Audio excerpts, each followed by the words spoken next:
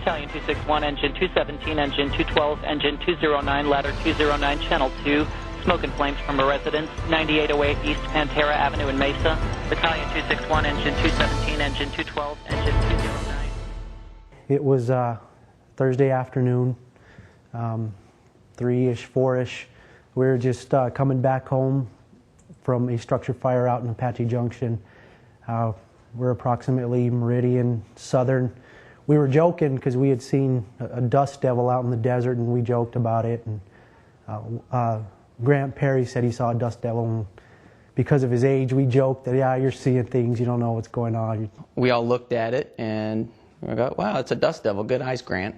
Almost really, truly mocked him for missing a dust devil for a house fire. And so, you know, I don't know how, 30 seconds, whatever it was, a minute later, we actually get dispatched for the house fire. So I was halfway turned out, being that we were on a structure fire previously. So I take my headset off and I start rocking and rolling, putting my turnouts on.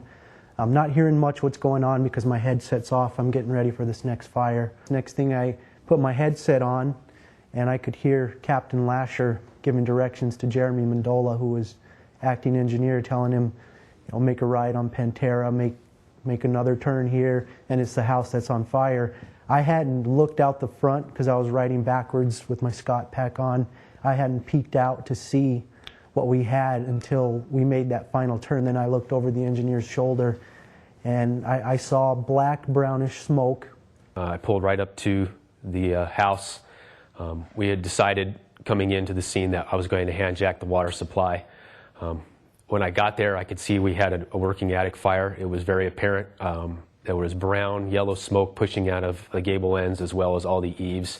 There was no visible flame from what I saw. Gave an on-the-scene report. What I saw when I got there was a house, single-story stucco tile house with pressurized dark brown, maybe even black smoke coming out of the front of the vent in the garage. On thing of a single-story stucco tile roof with heavy black smoke showing from the attic. Engine 217 will be assuming command, pulling an inch and a half, going in for search and rescue, fire attack. We do not have a water supply. I reckon accountability will be engine 217. Coming out of there, no question, no flames seen at any point in this. The garage door was open, the front door was open. Light smoke at most in the house. No big deal, it was an attic fire. That's what I saw. I saw an attic fire, working attic fire. Jumping out of the truck and looking at the structure, I noticed heavy pressurized black brownish smoke coming out of a gable vent above the garage. And in my head, I'm thinking this is a textbook, you know, structure fire, attic fire. It seemed like it was right above the garage. So in my head, I'm thinking I'm going to take this line, go through the front door, go through the hallway, go straight to the garage. Threw the truck into pump gear and waited for the guys to pull the inch and a half while they're setting up. I was shagging some 5-inch to get ready to go to the hydrant, which is about 200 feet away, actually. Once Roy and Jeff were ready, I charged the crosslay, and then once I made sure they had water, I started establishing the water supply to the hydrant. At that time, there was a lot of smoke. The wind shifted and the smoke banked down all over me, and I probably couldn't see my hand in front of my face. There was so much smoke, so I had a lot of trouble getting the hydrant. I checked with the homeowner. Is everyone out of the house? Absolutely. I checked with her again, got up real close. Are you sure everyone's out of the house? Absolutely. We go in, Roy pulls a hose line, inch and a half. We walk in, take a look around. There's no one in the house. Visibility is clear. We have light smoke, haze almost at the ceiling. Obviously no heat. We knew where the direction of the fire was. It was in the garage. We come in. You can see across the whole house. There's a haze at most. At this point, I was flaking hose into the living room over here because I knew we were going to need it. So I flaked probably 50 feet of hose in here because I knew we were going to go that way, and I didn't know how long it was, so I kind of wanted to plan ahead. We have a working attic fire. Nope, into the living area. Heavy or light snow heat. We're putting water into the attic at this time. 217 horsepower. The visibility just driving down the street was very, very poor. I could barely see past the hood of the truck at some points. I got to a break in the smoke and identified the house, established my command post, and I remember thinking the first thing that I want to know is exactly where the interior crew's operating, because it just didn't look good. For Command Engine 217, you have interior, exactly where are you operating from? We're on the west side of the structure. Okay, we have heavy fire vented through the roof on the northeast section, so let's not even go there. Copy. Our initial attack that we talked about was we pulled ceiling in here. There's obvious duct work. It didn't work well. So recognizing that, we just backed up. I attempted to knock a hole into this surface, trying to get ahead of the fire, and we couldn't get an effective hole. So we're like, the heck with it, let's just go in here. We advance down the hallway. At this point, there was heavy smoke or just heavy fire showing in the scuttle hole. Right up there. There was heavy active fire through the scuttle hole, and it probably took a good minute or so to darken it down from orange to just smoke. Fires suddenly venting through the roof, and so I made a judgment call, or a decision at that point, to go defensive. At this point, there's really nothing to save. They had gotten an all clear, a primary, so it's time to pull out. Command alarm, emergency traffic.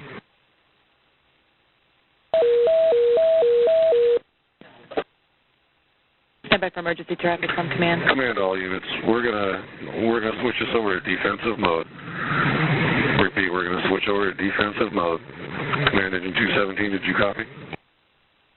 And tried to confirm that with the interior crew and didn't hear anything back.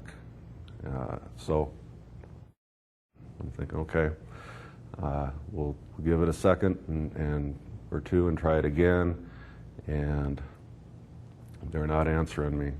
And at this point, I just know that the roof just doesn't have long to last. Once the fire starts venting through the roof, it was a very tall single-story building, vaulted ceilings, very steep vaulted ceilings. And again, the color of the smoke, the pressure, tile roof, a lot of weight. So it was a tense moment for me. We pulled ceiling here, had active fire. Roy directed the nozzle up into the attic. This is where he said, hey, did you hear the emergency traffic? I said no.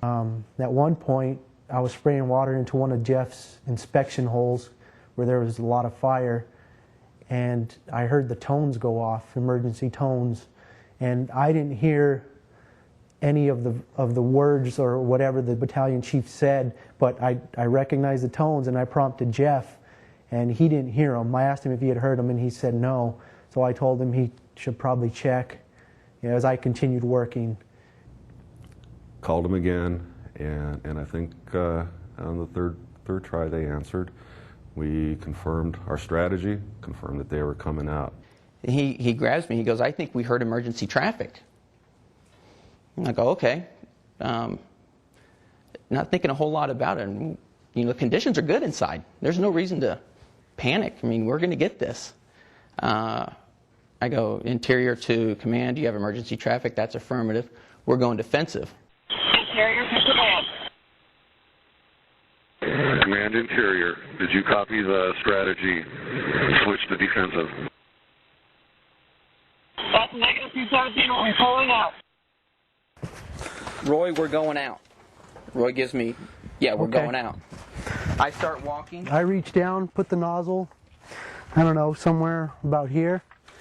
My last image was the back of Jeff's I could see his turnouts, I could see his Scott in the back of his helmet, and the last image I saw was his body. That roof collapsed and then he was gone, and I didn't know he made it out. I thought he was under the debris that collapsed. I just turned around, started walking out. Still good visibility. Still good visibility.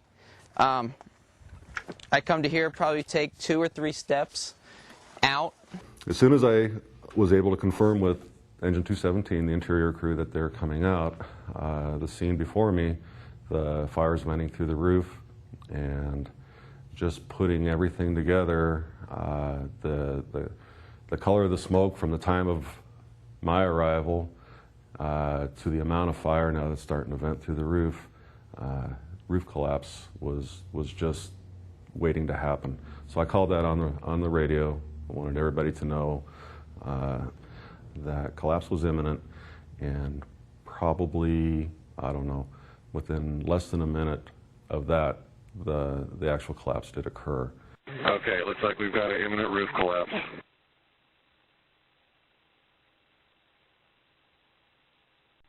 And all units, we do have a roof collapse. Command interior, give me a par.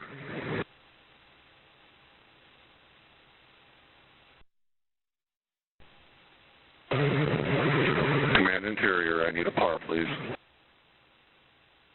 I call them on the radio, I want a par, and they're not answering. Pause, call them on the radio again, and they're not answering. And so now, basically, I'm formulating a rescue plan. I've got my people in place. I don't want to hear from anybody except 217 at this point. So I come around the corner. I'm maybe right here. Behind me, I heard it. Wave of heat and some wind just at my back. Just catastrophic, immediate failure. I turn around. I knew Roy was right behind me. And I turn around and I come up here to check. Just things you remember, there's like a piece of wood here, something about here, and there was no Roy to be found. I exited, and I came out here, and I don't know who I yelled to or why I did, but I yelled, "Where's Roy?" Right after that point, probably not even 10 seconds, the roof came in, and you could visibly see black smoke push out of every hole, every doorway in the house. I was concerned at that point, didn't see the guys come out, and once the smoke cleared, I could see Jeff in the doorway and just a wall of fire behind Jeff, and he looked frantic. I did not see Roy. My last image of Jeff was his SCBA bottle, his turnouts, the back of his helmet. It was more like an image because it was smoky. Smoke starting to bank down, and then just whoosh, it just happened out of nowhere. And then now I see all this debris and fire and trusses and air handler. And I thought for sure he was gone. I thought for sure he got crushed. And my immediate instinct was to try and find him, but it was hot in there. I couldn't see visibility, smoke banked down. There was embers. I remember embers falling around all over me, and I was worried about a secondary collapse. And in my mind, I knew I had to do a mayday, but I didn't want to take the time to struggle with it right there in the hallway because I was worried about another collapse and getting burned and getting trapped. So I knew I had to find a safe spot my first thought was to find a bedroom and call a mayday and let him know that I got separated from my captain, and I think he just got crushed by the collapse. I was okay, I had thought, and I really didn't have the time to process that. I was worried for Jeff. You know, he's got a wife, he's got 2 young kids at home, and in my mind I was thinking, why him? You know, why couldn't that happen to me? Once I had seen Jeff in frantic and he came out and came back in, I wanted to get on the radio and sound a mayday. But I kept getting bonked, and I didn't want to use the priority button in case Jeff or Roy needed it. So I was hesitant to do that. And as this was taking place, it seemed like, and it probably was only 10 to 20 seconds, but it seemed like forever. I started crawling back this way, and I remember when I was spraying water in the scuttle hole, as I was crawling, that I needed to go, and subconsciously I'd taken a mental picture, and right about, I would say here, is where I could see some light, because that door was wide open, and the garage door was wide open, so I could see some light as I was low to the ground here. And at that point I kind of felt a little bit safer, but I was just scared of another collapse, so my plan was to get into the garage and call a mayday and let them know that I got separated from my captain and that we need to bring a rescue team in, because I believed that he was under the debris when it collapsed, because that's the last image I saw, and then he was gone. And everything I knew, Roy was under that pile. I'm about right here, and I see Roy walk out here, and it turned out okay. He was there. Roy eventually came out of the garage, and we saw him, and then there was a sigh of relief. Those two guys were safe. You could visibly see them. They went across the street, and I let command know we had PAR. Command Interior, I need a PAR, please. 217, command, we have PAR on all engine 217's crew. I was crawling, and I didn't know if there was heat or fire here, so I was still on my hands and knees. And I had seen Grant Perry and Jeremy Mandola and I think Dave Millett here. And then I remember Jeff running around. He was all covered in cellulose, and I stood up and he ran to me and immediately hugged me and asked if I was okay. Said he had never been more happy to see me in his whole life. Then I felt the same way. It was such a huge weight off my back. I was very relieved.